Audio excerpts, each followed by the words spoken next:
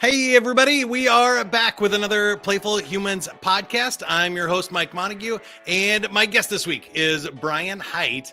I am super excited to talk to him because he's been hit by a car more than a half a dozen times as a stuntman. He's been in Buffy, Star Trek, 24, True Blood, Hawaii Five-0, Nashville, even a Stranger Things stunt. That's pretty awesome.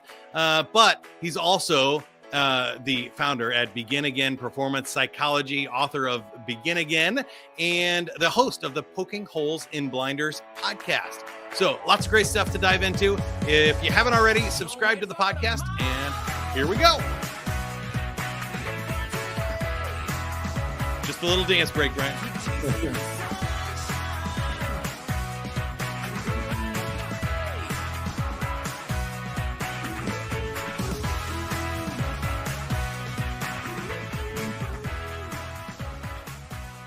All right, Brian, we like to start with the joke of the week. The joke of the week is brought to you by your late night snack. If you're eating after midnight, you might have insomnia. Side effects include turning into a gremlin, I think. The official joke of the week is, why should you never mention the number 288? 288. I have no idea. Why should you never mention that number, Mike? It's too gross. That's a math joke for people. 144 is a gross. All right. That'll get us officially started. My first question for you is, I noticed on your IMDb page, I quoted many of the things you've been in. It's a very impressive long resume of different things in stunts. What's the difference between a stunt player, a stunt performer, and a stunt double? Nothing with stunt player and stunt performer. Those are the same things. A stunt double, that's an interesting question because some people go, oh, you're a stunt double. Well, sometimes the stunt double is when I'm actually doubling an actor. So if there's an actor that they dress me up like and they make my hair like them and I step in and while watching the show, you don't know that I'm there. You think it's the actor. That's stunt doubling, which you mentioned the Stranger Things episode. I did that on that episode. I believe it was, I forget which episode it was, the 8th episode, I think, in whatever the last season was. But I doubled a guy named Jason Vale. And so at one point during this big shootout thing, he gets shot, goes flying back into a metal thing, switched me out. I went in, hit the metal thing, and then there was Jason again on the ground. So that's stunt double. The other is just, I don't know, like you mentioned, the car hits. Somebody walking across the street gets hit by a car, or the person driving the car, or random people in a bar fight. Those are just, those are stunt players, stunt performers, stunt people. So it's awesome. I can't wait to get into Begin Again and your whole philosophy of high performance and stuff. But I think there's obviously a tie-in here with being durable and physically fit in order to do all these stunts. But before we get to that, I wanted to ask you more about your work history. Is there a most memorable stunt for you, like a favorite one, a coolest thing you've ever gotten to do? And maybe on the opposite, what was your least favorite? Different people like different things, but I'll tell you, for me, the coolest one was a show called Drive Angry. It was a Nicolas Cage movie, Drive Angry. And at the end of it, a car jumps over the wall and crashes through this cross that's on fire. And now the car is on fire and it's driving around this compound where the crazy people are. And I'm one of the crazy people. And the car is just hitting the crazy people. And as it hits the crazy people, they light on fire. So it was just it was like a couple of nights of the car sliding into people and lighting them on fire and then going flying. And so what I did, one of the things that I did, one of the coolest ones, was I did a double car hit with another guy. And so the car's coming around and they're crazy people. So I went running to try to tackle the car and slid across the hood, got lit on fire, hit the windshield, went up and over. And as I was on the windshield, another guy was in front, got hit by the car and went up and over after I did. So it was kind of a cool little double time. The timing on it was really important. Where the safety people were was important. It was just an intricate gag that was a lot of fun to do. That sounds like a lot of fun. And obviously you're getting to do like exciting things there. But what was the worst day you've had on the job? Your least favorite stunt? Well, I can tell you the one that scared me the most, and it's a little bit surprising to some people when I describe it because it doesn't sound like very much. It's just there was a wall probably about 2.5 feet high. I was running on a roof, and then there was a little ledge that went up 2.5 feet. And then it was probably about, I don't know, 1.5 feet wide. It wasn't like it was really narrow. And the job was run across the roof, jump up on the thing, and just stand there. Doesn't sound like a big deal. But the problem is that on the other side of that ledge was a 50-foot drop, and I wasn't attached to anything. So if I jump up on this thing and catch a toe or something, then we probably wouldn't be here talking. But so that one was Yikes. the one that scared me the most, even though it wasn't that exciting in all the grand scheme of things. I'm kind of surprised that they let you do that without like the airbag at the bottom or being attached in of some kind, right? You never know. It would have been very easy to hide a cable. It would have been easy to put something underneath. I don't know. It wasn't anything on that particular show, and that was the one that yeah, it's funny. It's counterintuitive to many people. I'm like, yeah, jumping up on a ledge scared me to death. So I think that's a perfect transition to what you're doing now. I noticed on your website, you talk about athletes, like somebody performing at the Olympics. They do those routines over and over, hundreds or thousands of times, but they still might mess it up on the day of the big performance. And I feel like that, to me, clicked in my head with Stuntman, that you're getting one shot. Some of these are very expensive to do, and you might get multiple shots, or at least one day you have to show up and perform when the camera is rolling.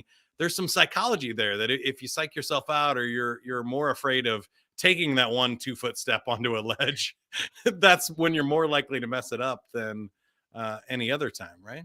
Yeah, it is. There's a lot of similarity there, and you're absolutely right. Sometimes there's take 2, take 3, take 4. That's an option, with fight scenes and things like that. But other times, if you're crashing a car and there's a car, then that's it. Car's done. Car's done. And if you did it right, great. And if you didn't, I don't know. People have to figure it out. But yeah, but there is a lot of pressure on some of those ones where it's just a one-time deal. And so yeah, the similarity in terms of how to prepare, I call it my bubble of when and how to get into my bubble, where I'm not distracted, where I'm completely focused, where my energy levels are the right energy levels for me in that moment, which is something critical. I talk to athletes about that a lot, performers too.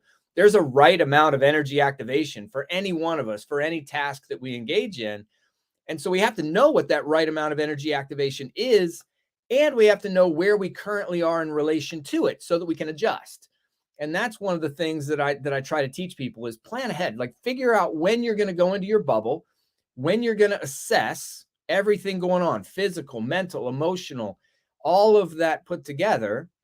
And then here are some strategies that you can tweak, that you can adjust. If when you do that, that scan, that check-in with yourself, if you come up with some answers that you don't like, how can you shift it? How can you manipulate it? Here are some tools for that. That's one of the things that I teach the athletes and performers, so that when they get into those situations, they can be at their best and they can minimize, not eliminate, but minimize the chances of screwing up something that really matters when it's important most. Yeah, I love that. In Playful Humans and some of the stuff I've been writing about, I talk about 5 Ps, that there's days or times where you have to perform. There's times where you want to practice what you were going to perform. There's times to just pause and recover. There's times to ponder and think about what you're doing and decide if it's even the right thing to do or not, And I think a lot of people don't realize that you're segmenting those a little bit, right? You can't think about what you're doing when you're doing something really intricate and, physically active, like you're doing a stunt or a gymnastics routine. It's not great to think about all those individual moves in the fight scene while you're doing this. Yeah, it's interesting. I don't know if saying that you're not thinking about it is accurate, but it's a different type of thinking and it's a different way of attending. It really, what you just said really resonates with a strategy that I've used. I used it when I was working with the military, and I use it now with athletes and performers. And it's a 4-phased approach to performance, because any task has these 4 phases. There's a before, there's a right before, and there's a during, and there's an after. And that right before, that's what I was describing earlier. That's something a lot of people forget. They think about before, and they understand during, and they understand after. Not really so much what to do all the time in each of those phases, but they know that they exist. But that right before phase gets ignored a lot. And that's where I think a lot of the problems during can be alleviated if we actually understand that there is a right before phase. And that's that time to really check in. And I mentioned physical, mental, emotional. And my philosophy with my own performance, with my own well-being, overall, and when I'm working with athletes and performers in terms of their performance and well-being, I focus holistically on all of those areas to include social and spiritual as well. So physical, mental, emotional, social, spiritual in the sense of feeling like we're part of something larger than ourselves. Like there's some sort of purpose. There's a reason for what we're doing, why we're here, what we're trying to accomplish. Because when all of those things come together synergistically, we are at our best. We do experience that well-being, and performance will follow. And I think that that's something where my philosophy deviates a little bit from some other people's, where maybe they focus on the outcome of the performance. Here's what I want to achieve. I want to win the trophy. I want to win the race. I want to get the medal. And my philosophy is, look, take care of the eaches along the way. Take care of the physical, the mental, the emotional, the social, and the spiritual. And you're going to be setting conditions for success. That success will not inevitably follow, but you're certainly creating conditions that makes it more likely to follow. Yeah, I love that. And I talk about that a lot here too on this show, because obviously I have a playful bent to it. I believe people perform best when they're in that kind of natural child state. They're in a flow state, they're having fun, they feel good about themselves, they're not overstressed, overconscious, and really trying to like work at it, right? If you're working and you either don't want to be there, or you don't feel like you're going to succeed, or they feel like something's hard, you're not in that right mindset that you said. I feel like you're not spiritually activated. But I wanted to ask you, I feel like a lot of high performance coaches, people, especially in the NFL or something, they talk a lot about measurement. And I feel like for me personally, people are over managing the results, the measurements, the practice, and all of the hard stuff. And they're not leaning as much into that spiritual, connected, flow state of things. How do you balance, say, performance versus play in most of the work that you're doing or the people you're coaching? I don't know about performance versus play, but in terms of the measurements that you're talking about, I think you're absolutely right. I think that the same thing is true in education as well, in that we tend to focus on measuring the outcomes of things rather than measuring things for informational purposes that allow us to know whether our strategies are working or if they're not working. In other words, the measurements become the outcomes of themselves. It become good or bad, as opposed to simply feedback. And they're just information about, I don't know, is my energy level now working? I don't know. Let's check in and see what the results are. And we can adjust based on that. And I think that idea of if I'm understanding you right, that difference between work and play and flow and not, that's a state that really does come from a place of high confidence. And depending on the skill, it can come from the automaticity of the skill. So sometimes, like you mentioned a few things, right. Stunts being one, gymnastics another one. These can be closed skills. So in sports psychology, we talk about open skills versus closed skills. Open skills are like soccer or basketball in the middle of the court. A closed skill would be a penalty shot in soccer, or a free throw in basketball, or a gymnastics routine or a dance routine. It's a movement that is rehearsed over and over and over again, and you do the same things each time. Whereas open skills, you need to be more flexible, more adaptive. And so I think there's a difference in those, in that the closed skills we can rehearse over and over again and get to a place where they do become automatic, and we don't want our brains engaged at all. And the open skills, we need to engage our brains, but in an open way, so that we're flexible and we can see all the things that happen around us. And all of that comes from a sense of trust. It comes from a sense of trust in ourselves, a trust in our abilities, not only physically, but mentally, to maintain that attention, to regain attention when the inevitable distractions happen, which they will. emotionally, to be able to use our emotions, the frustration we might experience, the joy that we might experience. How do we leverage those emotions in a way to help us progress and to be more productive? All of that stuff comes into, I would say, falls into that category of play that you're talking about. That sense of confident trust, just completely in it and engrossed, and just feeling right. Yeah, I really relate to what you said. And I love that you said open versus closed on that, because I've been kind of talking about it as order versus chaos. You can't live in complete chaos all the time. That's too stressful, right? If every day is completely brand new, you have to think about every little thing that you're going to do. And if you live in order all the time and every day is the exact same in your life, it's going to be boring. It's going to be miserable. It's going to be a really fragile system, because if anything, chaotic like a pandemic or something comes up, then that system breaks down. It doesn't fit the current reality anymore. And so I've been thinking a lot about how do we move from between those two. So I loved your analogy of in a soccer or a basketball game, when we're stopping and we're calling a specific play, versus when we're improvising and we're working off each other and we're moving with the flow of the game. That's really interesting to me. And I think there are different types of work, and all of them have their place depending on if you're applying the right skills at the right time. So if you're in sales and you're applying a closed skill, a script you learned in your sales training last week in an improv situation, that doesn't work very well, because the buyer doesn't have your side of the script.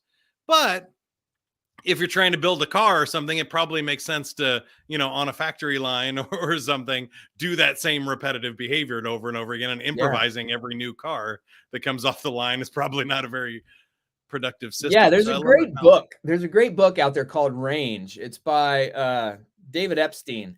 And he makes that case in that, there's been a lot of discussion around deliberate practice for sports, that we practice over and over. And it's this deliberate attention to these skills that over and over after a long time, gets us to a place of perfection, not perfection, but, proficiency. And his take is, that's the case for predictable environments. And he uses golf as an example. So a golf swing that's a closed skill. That's a thing that you want to repeat over and over again.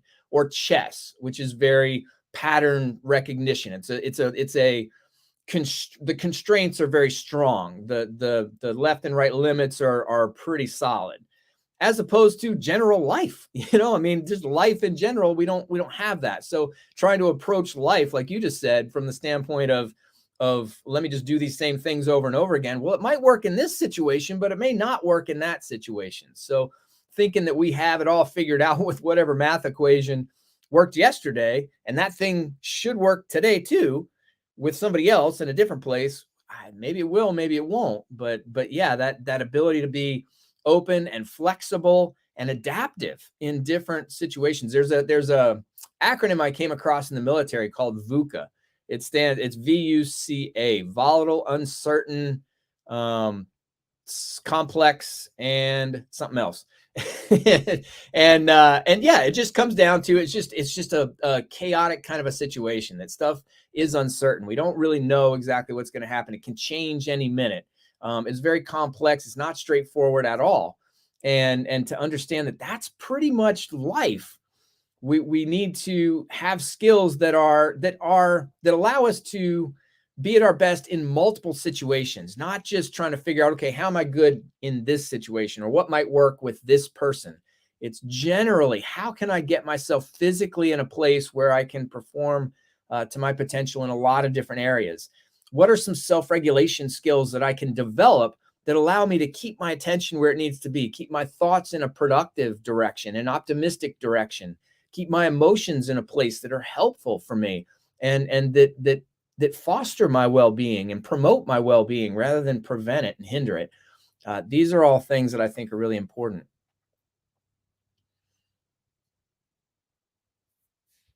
Well, I lost you. That would be the mute button. There you go. Okay. But I found it. I Googled VUCA. That's volatility, uncertainty, complexity, and ambiguity. Ambiguity. There you go.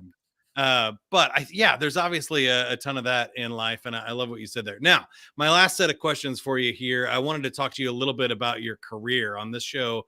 I think there are a lot of people that would love to be a stuntman in TV shows and movies, or do cool things, or even as a performance coach and owning your own business. Beginning in performance psychology is not, I don't know, working for a big, large organization, with a salary and the stability and stuff there in the closed system. So how do you think about designing a career with an open skill set and an open market like that? Wow.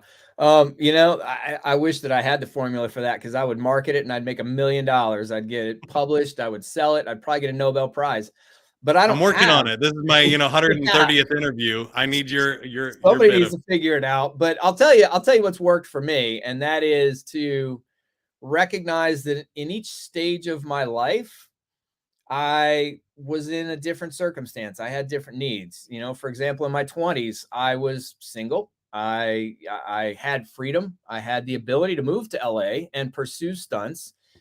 Some people don't have that. I did, and I was able to do that. So in that stage of my life, I was able to grab hold of the opportunities and to move in the direction that I wanted to go.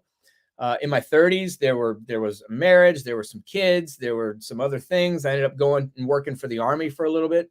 And through that process, through my 30s too, is when I got educated. I didn't even graduate college the first time around. I just left out, go to LA and be a stuntman.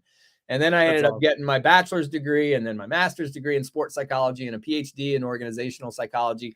All of that with absolutely no expectation of working in that area at all. It was just interesting. The material was interesting.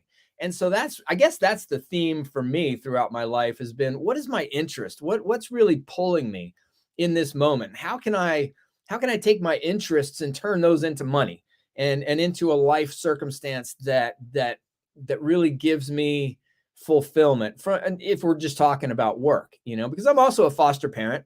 And I've also coached soccer teams and baseball and gymnastics. I mean, I've done all of that too. I work at a college. I'm a senior dissertation chair at Grand Canyon University for their Ph.D. students, which is a whole nother level of fulfillment for me, is operating at that level. So yeah, I mean, I get to do the stunts, I get to do the academic side, and I get to put those two things together in the performance coaching realm.